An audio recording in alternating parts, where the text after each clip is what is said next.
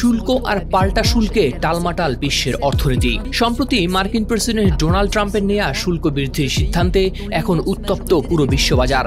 এবার সেই সিদ্ধান্তের পাল্টা পদক্ষেপ হিসেবে মার্কিন পণ্যে অতিরিক্ত শুল্ক ও কিছু বিধিনিষেধ আরোপের ঘোষণা দিয়েছে চীন। দেশটির অর্থ মন্ত্রণালয় বলছে, যুক্তরাষ্ট্র থেকে আসা সব পণ্যে আগামী 10 এপ্রিল থেকে বসবে অতিরিক্ত 34% শুল্ক। এই ঘোষণা বিশ্বকে পূর্ণাঙ্গ বাণিজ্য যুদ্ধের দিকে আরও এক ধাপ এগিয়ে নিয়ে যাচ্ছে। শুক্রবার চীনের এই ঘোষণার পর বিশ্বজুড়ে শেয়ার বাজারে পতন হয়েছে আরও ত্বরান্বিত।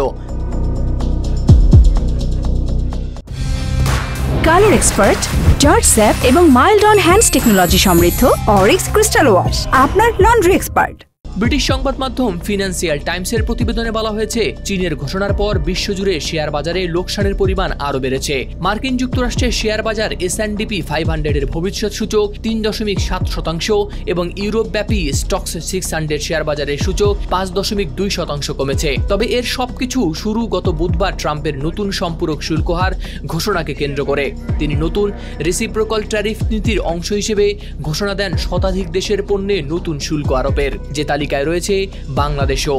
চীন থেকে আমদানি করা পণ্যে শুল্ক বাড়িয়ে করা হয় 34%, যার ফলে মোট শুল্ক দাঁড়ায় 54%।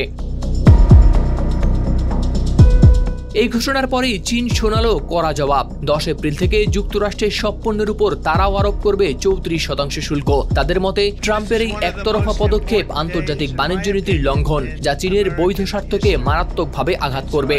চীনা বাণিজ্য মন্ত্রণালয় বলছে, এই সিদ্ধান্ত তারা আইন মেনেই নিয়েছেন, জাতীয় নিরাপত্তা ও স্বার্থ রক্ষার জন্য। তবে চীন শুধু শুল্কতেই থেমে নেই।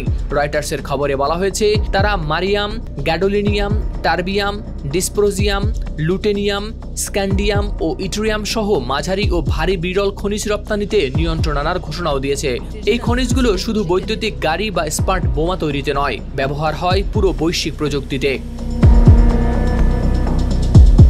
এছাড়া দেশটি মার্কিন 11টি কোম্পানিকে রেখেছে অনির্ভরযোগ্য সত্তার তালিকায়, যাতে তাদের চীনে ব্যবসা প্রায় অসম্ভব হয়ে পড়ে। তবে এই শুল্ক যুদ্ধের সবচেয়ে বড় ধাক্কা লেগেছে মার্কিন কৃষি খাতে, বিশেষ করে সয়াবিন, গম ও ভুট্টা।